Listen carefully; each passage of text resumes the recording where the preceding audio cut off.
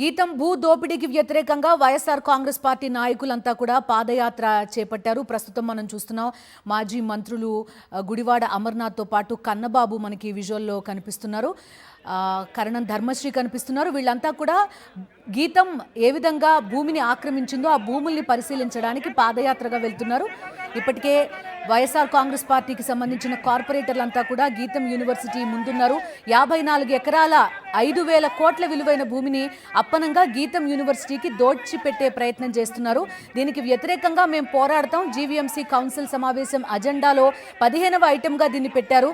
దాన్ని తక్షణం అజెండా నుంచి తీసేయాలని వైఎస్ఆర్ కాంగ్రెస్ పార్టీ నాయకులు డిమాండ్ చేస్తున్నారు. మనకి కనిపిస్తోంది మాజీ మంత్రులు బొత్స సత్యనారాయణతో పాటు పలువురు మాజీ మంత్రులంతా కూడా ఇందులో పాల్గొన్నారు. నాయుడు జాయిన్ అవుతున్నారు మనతో. నాయుడు చెప్పండి.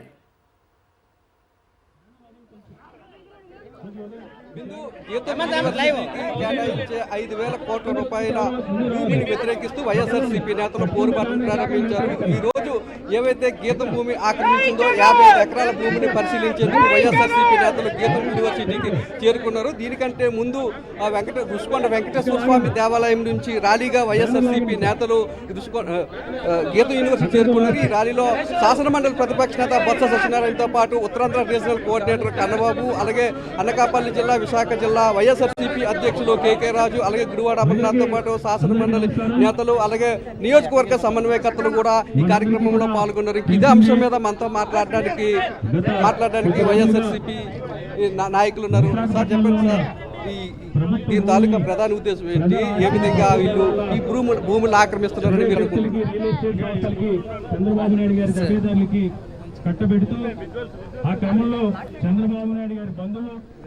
చంద్రబాబు నాయుడు బంధువు అవడం వల్ల ఈ భూ కేటాయింపు జరుగుతుందని, దీన్ని వ్యతిరేకించాలని వైఎస్ఆర్సీపీ నేతలంతా కూడా డిమాండ్ చేస్తున్నారు. రేపు జరిగే కౌన్సిల్ సమావేశంలో అడ్డదారులో ఈ 5,000 కోట్ల రూపాయల భూమిని క్రమబద్ధీకరించేందుకు అన్ని ప్రయత్నాలు చేస్తున్నారని, ఈ నిర్ణయాన్ని ఉపసంహరించుకోకపోతే పెద్ద ఎత్తున పోరాటం చేస్తామని చెప్తున్నారు. ఇప్పటికే వైఎస్ఆర్సీపీ నేతలు జీవీఎంసీ కమిషనర్ను కలిసి వినతిపత్రం సమర్పించారు. ఈ రోజు భూములను పరిశీలించనున్నారు. అలాగే రేపు జీవీఎంసీ గాంధీ విగ్రహం వద్ద నిరసన కార్యక్రమాన్ని కూడా చేపడుతున్నారు. కౌన్సిల్లో కూడా పెట్టే క్రమబద్ధీకరణ ఎజెండాను వ్యతిరేకిస్తామని చెప్పి వైఎస్ఆర్సీపీ నేతలు చెప్తున్నారు. ఏదైతే ఈ భూ కబ్జా ఉందో ఈ భూ కబ్జా మీద సిబిఐ విచారణ జరిపించాలని చెప్పి వైఎస్ఆర్సీపీ నేతలు డిమాండ్ చేస్తున్నారు. ప్రజలు అధికారాన్ని కట్టబెడితే చంద్రబాబు నాయుడు తన కుటుంబ సభ్యులకు 1,000 కోట్ల రూపాయల భూములను అప్పగించే ప్రయత్నం చేస్తున్నారని, ఈ 5,000 కోట్ల రూపాయలు విలువ చేసే భూముల కంటే గతంలో కూడా మరొక 5,000 కోట్ల రూపాయల విలువ చేసే భూములను గీతం యూనివర్సిటీకి కట్టబెట్టారని, కూటమి ప్రభుత్వం అధికారంలోకి వచ్చిన తర్వాత మొత్తంగా చూసుకున్నట్లయితే సుమారు 25 నుంచి 30,000 కోట్ల రూపాయల భూదోపిడీ జరిగిందని, దీని అన్నింటి మీద కూడా సిబిఐ విచారణ జరిపిస్తేనే అసలు వాస్తవాలు బయటపడతాయని చెప్పి వైఎస్ఆర్సీపీ నేతలు కోరుతున్నారు. ప్రజల ఆస్తులకు రక్షణగా ఉండాలి. శాసనమండలి ప్రతిపక్ష నాయకులు మాజీ మంత్రులు శ్రీ బొత్స సత్యనారాయణ గారు నేతృత్వంలో ఈరోజు ఇక్కడ గీత యూనివర్సిటీ ఏదైతే ప్రభుత్వ భూముల్ని దర్జాగా నిశ్చితంగా ఒక పార్లమెంటు సభ్యులు నుండి ప్రభుత్వ భూములు ఏ విధంగా కబ్జా చేశారో ప్రజలు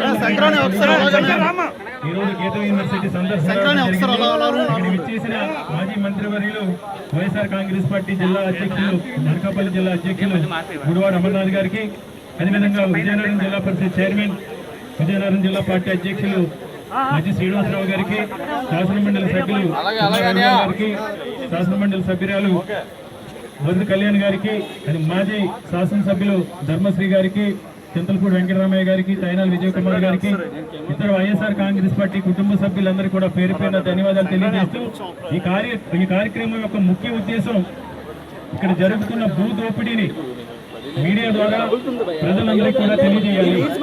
ఎంత చంద్రబాబు నాయుడు గారు వారి కుటుంబ సభ్యులు అధికారాన్ని అడ్డం పెట్టుకుని ఏ విధంగా భూదోపిడీకి పాల్పడుతున్నారు, ఏ విధంగా విశాఖపట్నంలో చేసి వేలాది కోట్ల రూపాయల భూముల్ని వారి సభ్యులను కట్టబెడుతున్నారనే విషయాన్ని తేటతెల్లం చేసి ఈరోజు ఈ కార్యక్రమాన్ని నిర్వహించడం జరిగింది.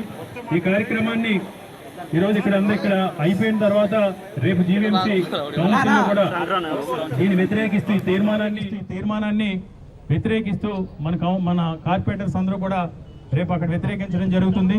కాబట్టి ఇక్కడ విచ్చేసిన ప్రతి ఒక్కరికి కూడా ధన్యవాదాలు తెలియజేస్తూ మనం ఇదే విధంగా ఈ భూదోపిడి ఆగే వరకు మనం ఇదే విధంగా ఈ పోరాటాన్ని ప్రజల్ని అదేవిధంగా ప్రతిపక్ష నాయకుల్ని విపక్షాలని కలిసి వచ్చే వారందరినీ కూడా కలుపుకుని చంద్రబాబు నాయుడు గారి కుటుంబ బోధూపిడికి అడ్డుకట్ట వేసే కార్యక్రమంలో అందరూ భాగస్వాములు అవ్వాలని అందరినీ కూడా విజ్ఞప్తి చేస్తూ మాజీ మంత్రివర్యులు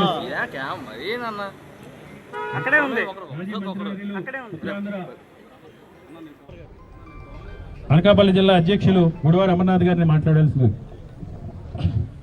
కార్యక్రమంలో పాల్గొన్నటువంటి పెద్దలందరూ కూడా హృదయపూర్వకంగా నమస్కారాలు. అలాగే ఈ జరుగుతున్నటువంటి భూదోపిడీని దేశవ్యాప్తంగా రాష్ట్ర వ్యాప్తంగా ప్రజానికానికి చూపించడానికి ఇచ్చేసినటువంటి మీడియా ప్రతినిధులకు పత్రికా మిత్రులకు అందరూ కూడా హృదయపూర్వకంగా నమస్కారాలు తెలియజేసుకుంటూ గడిచినటువంటి 18-20 మాసాలుగా ఈ రాష్ట్రంలో కూటమి ప్రభుత్వం అధికారంలోకి వచ్చిన తర్వాత పెద్ద ఎత్తున భూదోపిడీకి అనేక సంస్థల పేర్లు చెప్పి అనేక రియల్ ఎస్టేట్ సంస్థలకి వేలాది కోట్ల రూపాయల భూముల్ని అప్పచెప్పినటువంటి పరిస్థితులు మనం చూసాం. ఇప్పుడు నేరుగా చంద్రబాబు నాయుడు గారి కుటుంబమే ఈ రాష్ట్రంలో బహుశా నాకు తెలిసి అత్యంత విలువైనటువంటి భూమి ఉన్నటువంటి ప్రాంతం విశాఖపట్నం. 100 కోట్ల రూపాయలు విలువైనటువంటి భూములు ఉన్నటువంటి ప్రభుత్వానికి భూములు ఉన్నటువంటి ప్రాంతం విశాఖపట్నం. గడిచినటువంటి కేవలం 20 మాసాల్లో ఒక విశాఖపట్నం పరిసర ప్రాంతాల్లో దాదాపు 25,000 నుంచి 30,000 కోట్ల రూపాయలు ప్రభుత్వ భూముల్ని వారికి కావాల్సినటువంటి సంస్థలు కట్టబెట్టినటువంటి పరిస్థితులు చూస్తూ ఉన్నాం.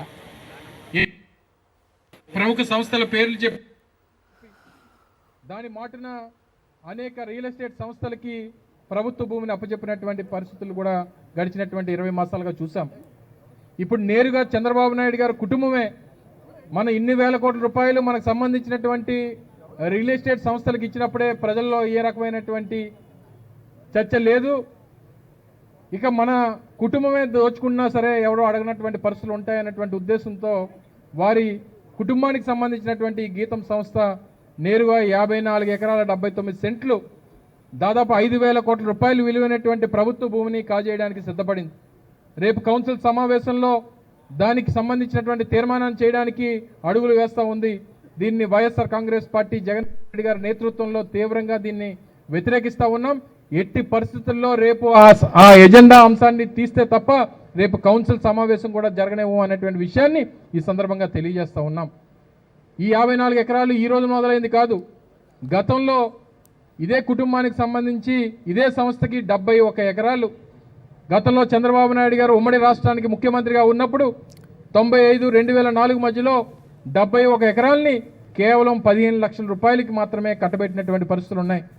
ఈరోజు అదే 70 ఎకరాలు ఈరోజు ప్రభుత్వ భూమిగా ఉండుంటే 7,000 కోట్ల రూపాయలు విలువైనటువంటి సంపద ఈ ప్రభుత్వానికి ఉండేది.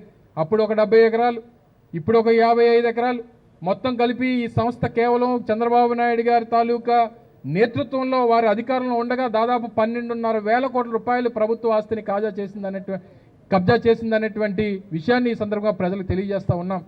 పక్కనే మీరు చూడండి, ప్రభుత్వ ఆస్తి ఆ రోజు జగన్మోహన్ రెడ్డి గారు ముఖ్యమంత్రిగా టూరిజం డిపార్ట్మెంట్కి సంబంధించినటువంటి ప్రభుత్వ భవనాలు కేవలం 200-250 కోట్ల రూపాయలు పెట్టి ఈ రాష్ట్రంలో ఎక్కడా లేని విధంగా ఒక గొప్ప నిర్మాణాలు ఇక్కడ చేస్తే దీని మీద ఇదే స్థానంలో నించొని ఇదే ముఖ్యమంత్రి, ఇదే ఉప ముఖ్యమంత్రి, ఇదే ముఖ్యమంత్రి కొడుకు మన మీద ఆరోపణలు చేశారు. అది ప్రభుత్వ ఆస్తి, జగన్మోహన్ రెడ్డి గారి ఆస్తి కాదు, వైఎస్ఆర్ కాంగ్రెస్ పార్టీ ప్రభుత్వ ఆస్తి కాదు. ఈరోజు దీని ఎదురుగా కేవలం రోడ్డు మాత్రమే మధ్యలో ఉంది. ఇక్కడ ఉన్నటువంటి గ్రౌండ్ ప్రభుత్వానికి, ఈ పక్కన ఉన్నటువంటి కాంపౌండ్ ప్రభుత్వ భూమి, ఆ వెనక ఉన్నటువంటి 50 ఎకరాల ప్రభుత్వ భూమి. ఈరోజు ఇక్కడే 5,000 కోట్ల రూపాయల ప్రభుత్వ భూమిని కాజేస్తూ ఉంటే ఈరోజు ప్రభుత్వం మమ్మల్ని ఎవరు అడగడానికి లేదు, మమ్మల్ని ఎవరు ప్రశ్నించడానికి లేదు, మమ్మల్ని ఎవరు అడిగినా సరే మేము సమాధానం చెప్పాల్సినటువంటి పని లేదు అనేటువంటి రీతిలో ఈరోజు వ్యవహరిస్తూ ఉంది. తప్పకుండా ఈ పోరాటాన్ని ఎంతవరకైనా తీసుకుని వెళ్తాం.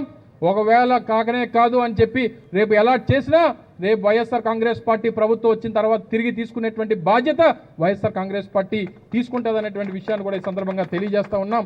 రానున్నటువంటి కాలంలో వైఎస్ఆర్ కాంగ్రెస్ పార్టీ శ్రేణులంతా కూడా దీని మీద పెద్ద ఎత్తున ఇప్పటికే పెద్దలు శాసనమండలి ప్రతిపక్ష నాయకులు బొత్స సత్యనారాయణ గారు కానీ లేదా పెద్దలు రీజనల్ కోఆర్డినేటర్ కన్నబాబు గారు కానీ స్థానిక పార్టీ అధ్యక్షులు కేకే రాజు గారు కానీ మధ్య శ్రీనివాసరావు గారు కానీ అందరం కూడా కలిసికట్టుగా దీని మీద పోరాటం చేస్తూ ఉన్నాం.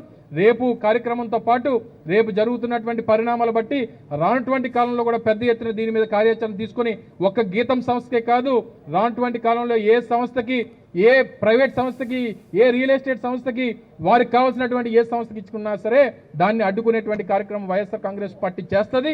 ఇప్పటికన్నా ఈ స్థానిక ప్రజాప్రతినిధిగా పార్లమెంట్ సభ్యుడిగా ఉన్నటువంటి వ్యక్తి ఇన్ని ఆరోపణలు వచ్చిన తర్వాత రాజీనామా చేయాల్సినటువంటి బాధ్యత ఆయన మీద ఉంది. వైఎస్ఆర్ కాంగ్రెస్ పార్టీ కూడా సిబిఐ ఎంక్వైరీ డిమాండ్ చేస్తూ ఉంది, లేదా కనీసం సిట్టింగ్ జడ్జితోనన్న enquiry YSR Congress party demand చేస్తూ ఉంది అనేటువంటి విషయాన్ని ఈ సందర్భంగా మరొకసారి తెలియజేస్తాం.